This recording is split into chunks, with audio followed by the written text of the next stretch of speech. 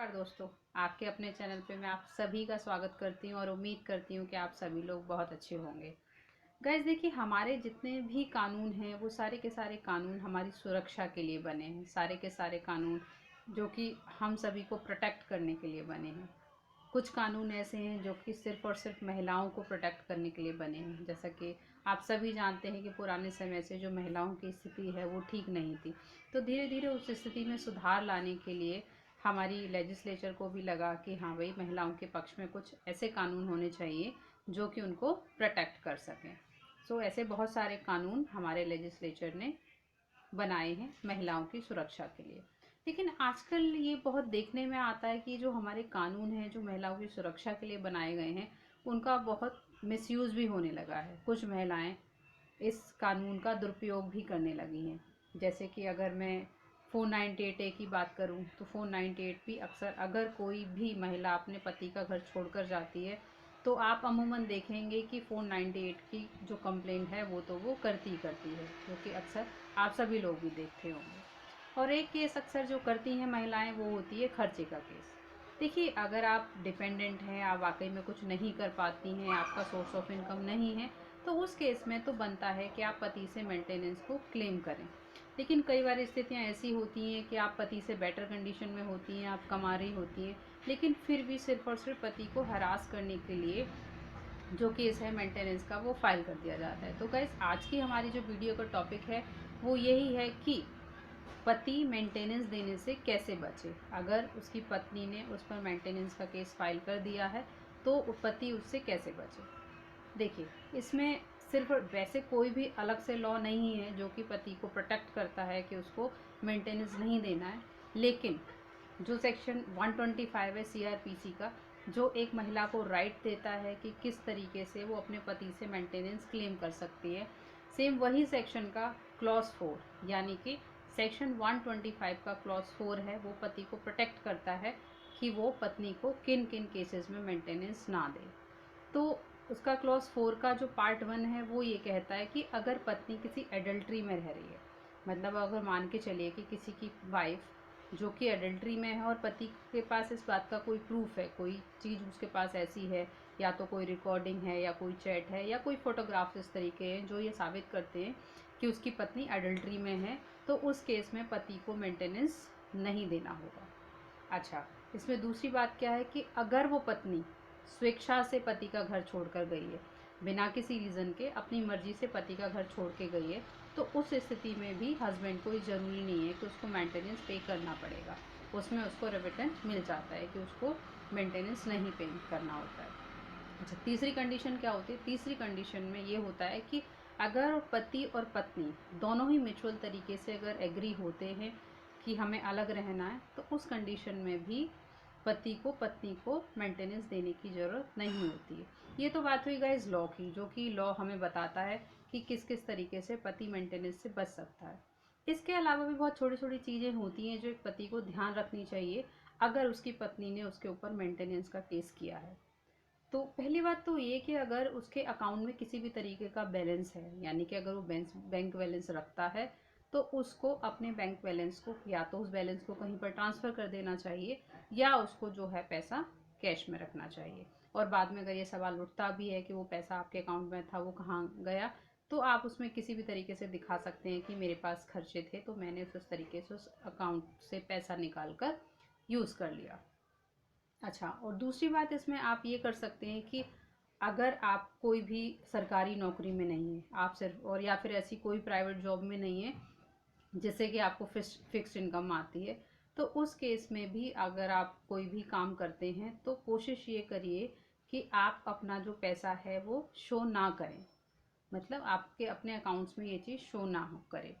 अच्छा, और अगर कोई आपकी छोटी मोटी शॉप है या किसी भी तरीके का आप बिज़नेस करते हैं, तो उस बिज़नेस में भी आपको क्या करना होता है, अगर इनकम टैक्स आप पे करते हैं तो किसी भी तरीके से आप अपना इनकम टैक्स जो पे है वो कम रखें, ताकि आपका जो इनकम है वो उसका क्राइटेरिया कम शो हो सके। अच्छा, एक चीज़ मुझे बहुत अक्सर देखने में आती है, जैसे ही पतियों को पता चलता है कि हमारी पत्नी ने हमारे अगेंस्ट मेंटेनेंस का केस कर दिया है, तो वो एक तो बहुत घबरा जाते हैं, और घबरा जाते ही पहला कदम क्या लेते हैं वो, कि वो ये दिखा देते हैं कि मेरे माता पिता ने तो मुझे प्रॉपर्टी से बेदखल कर दिया है। लेकिन गाइज हमें ये बहुत समझने की बात है कि हमें ये कब करना है। हमें ये करना तब है जब ये बहुत ज़्यादा ज़रूरी हो। अगर जिस केस में ये ज़रूरी नहीं है तो उस केस में हमें ये करने की बिल्कुल भी ज़रूरत नहीं है। अब सवाल ये आता है कि ज़रूरत कब होगा, ये कि कब ज़रूरी होगा जब हम ऐसा करें। अगर आपके पेरेंट्स अर्निंग है, कहीं से उनका कोई पेंशन क्राइटेरिया है, या वो कहीं पर वर्किंग है, या उनका किसी भी तरीके का कोई बिजनेस है, अगर उनके पास एक रेगुलर इनकम आ रही है तो उस मतलब कि वो कमाते हैं, तो उस केस में तो आप ऐसा दिखा सकते हैं।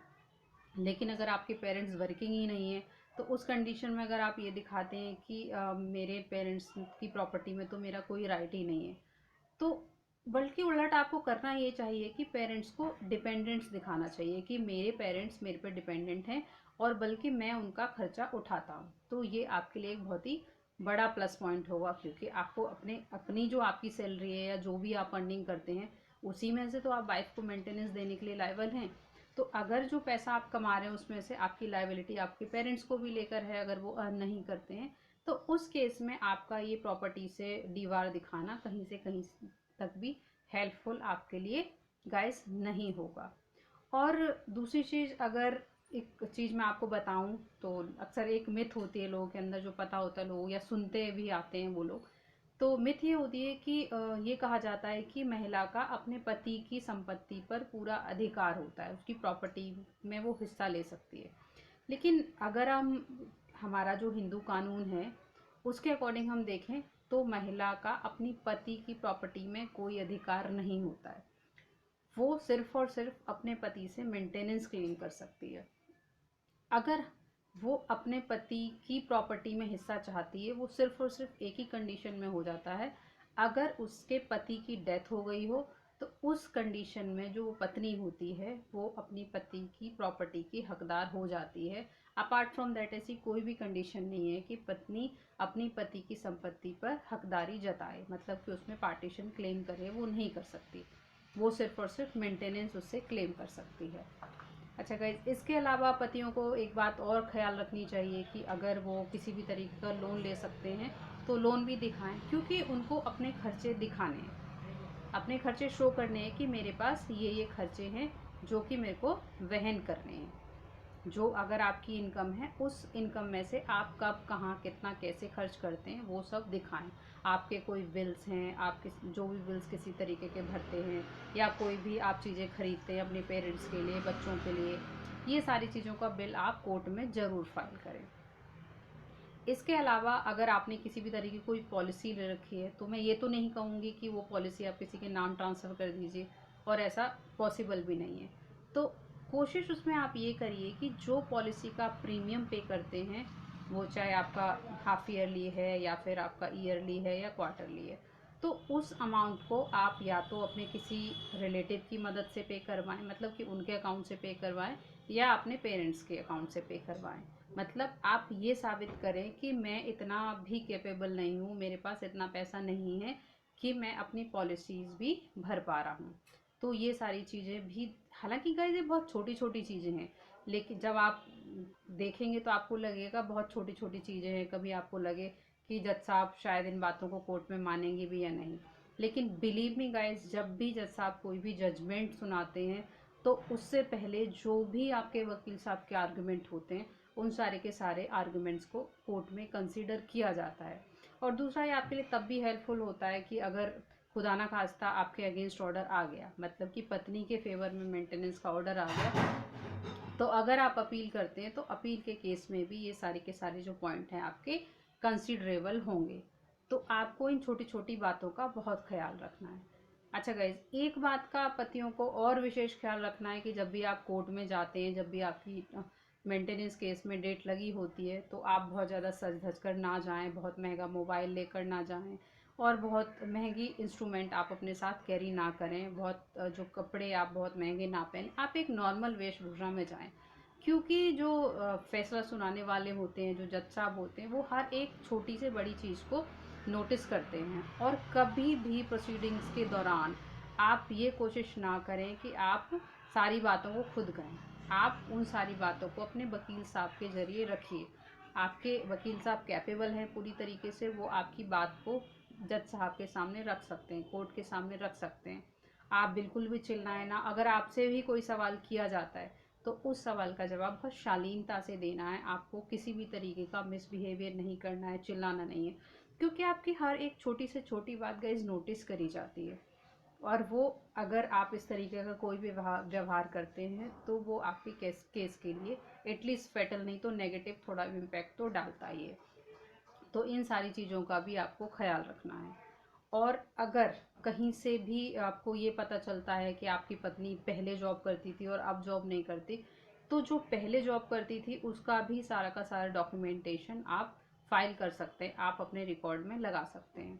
और दिल्ली के कोर्ट्स में तो एक एफिडेविट, इनकम एफिडेविट फाइल किया जाता है। और बाकी अगर अदर स्टेट की बात है, अगर वहाँ नहीं भी किया जाता है तब भी तो अंडर सेक्शन 91 जो आपका CRPC है, आप एक एप्लीकेशन लगा के जज साहब से अपील कर सकते हैं कि इस मेरी जो वाइफ है उसका जो इनकम है उसका क्या इनकम क्राइटेरिया है उसका पता चल जाए, पता लगवाया जाए। और अगर वहाँ पर वो किसी भी तरीके की कोई फॉल्स इन्फॉर्मेशन देती है तो उसके अगेंस्ट आप 340 CRPC की कार्रवाई 340 की कार्रवाई कर सकते हैं IPC के अंडर। और उसमें आप उसके अगेंस्ट FIR दर्ज करवा सकते हैं अगर पत्नी किसी भी तरीके की गलत इन्फॉर्मेशन आपको कोर्ट में देती है अपनी जॉब से रिलेटेड, अपनी सैलरी से रिलेटेड। तो दोनों ही केस पार्टीज़ को कोर्ट में एक इनकम एफिडेविट फाइल करना होता है दिल्ली के कोर्ट्स में। तो उनमें होता क्या है, उनको सारा कुछ बताना होता है कि आप कौन सा मोबाइल यूज़ करते हैं, आप कौन सी गाड़ी यूज़ करते हैं, तो ये सारी इन्फॉर्मेशन उनको देनी होती है। तो अगर आप किसी अदर स्टेट में हैं जहाँ पर ये प्रोसीजर नहीं है, तो मैंने बताया ही कि आप अंडर 91 एक एप्लीकेशन लगा के ये सारी चीज़ें कोर्ट के थ्रू सामने ला सकते हैं। ठीक है ना गाइस। और एक और बहुत इंपॉर्टेंट चीज़, अगर आपके नाम पे कोई भी व्हीकल है तो आप कोशिश करें कि उस व्हीकल को किसी और के नाम ट्रांसफ़र करवा दें। इससे होगा क्या, क्योंकि आपकी पूरी स्थिति देखी जाती है जब कोर्ट ये कंसिडर कर रही होती है कि पत्नी को कितना मेंटेनेंस देना है, क्या देना है, तो उसमें आपकी पूरी कंडीशन देखी जाती है। तो अगर आपके पास कोई व्हीकल है तो कोर्ट देखेगी उसमें तो कि हाँ भाई इसकी स्थिति ऐसी है, अगर ये व्हीकल अफोर्ड कर पा रहा है, और जैसे सपोज आपके पास 4 व्हीलर है, तो अगर आप 4 व्हीलर अफोर्ड कर पा रहे हैं इसका मतलब कि आप बेटर कंडीशन में हैं और आप अपनी वाइफ को प्रॉपर तरीके से मेंटेनेंस दे सकते हैं। तो यही छोटी छोटी बातों का आपको ख्याल रखना है। और जो मैंने स्टार्टिंग में आपको 3 चीज़ें बताई थी उनके लेकर अगर आपको कोई प्रूफ मिल सकता है तो प्लीज़ डू कलेक्ट दैट। वो आपको बहुत बहुत बहुत हेल्प कर सकता है आपको मेंटेनेंस का केस जिताने में। क्योंकि नॉर्मली होता है पत्नी चाहती है कि मुझे मेंटेनेंस मिले, पति ये चाहता है कि मुझे मेंटेनेंस ना देना पड़े। तो ये पति पत्नी के बीच का एक टसल होता है। लेकिन सच क्या है ये पति भी जानता है और ये पत्नी भी जानती है। तो इन सारी चीज़ों को देखते हुए ही पति को भी ये चीज़ें देखनी है कि भाई अगर मेरी पत्नी इन तीनों चीज़ों में से कोई भी एक ऐसी चीज़ कर रही है जिसका कि मेरे पास प्रूफ है, तो इमीडिएट उस प्रूफ को आप कोर्ट में दें। उससे होगा ये कि आप मेंटेनेंस देने से बच पाएंगे। तो आपको अगर पत्नी आपके अगेंस्ट कोई भी मेंटेनेंस का केस करती है तो आप एक काम और करिए, क्योंकि आपको under section Hindu marriage act का सेक्शन 24 आपको भी परमिशन देता है कि आप चाहे तो अपनी पत्नी के विरुद्ध मेंटेनेंस का केस कर सकते हैं। तो आप क्रॉस केस ज़रूर करिए। ठीक है ना। जब आप क्रॉस के, हालांकि ये अलग बात है कि आपको मेंटेनेंस मिलता है पत्नी से या नहीं मिलता, लेकिन आप एक मेंटल प्रेशर उसके ऊपर क्रिएट कर पाते हैं।